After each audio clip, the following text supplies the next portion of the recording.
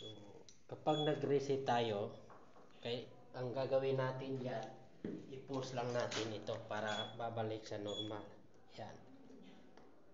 Kapag hindi babalik sa normal, ibig sabihin, hindi pa na-reset ang panel.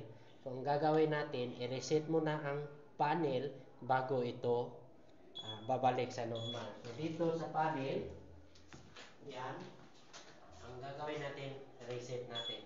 Yan. So, reset natin.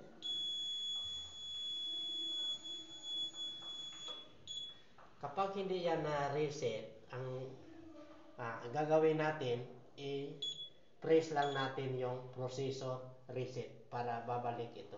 Mawala yung nakailaw na yung releasing status. Reset natin yung processor reset.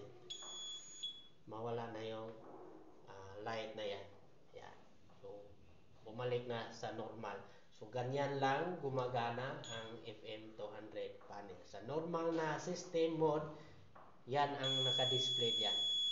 So, itong trouble, ang dahilan lang yan, power supply. So, kapag meron na tayong main power supply, mawala na yung ilaw na yan. Ang matira lang yung ilaw, yung power on, at saka itong light indicator na auto, at saka manual, at saka yung display na yan. Yan ang normal na operation sa FM200 panel. Okay? Kung may idea din kayo sa mga fire alarm system, pakishare naman sa comment section. Okay? Bye-bye mga kabisi mind.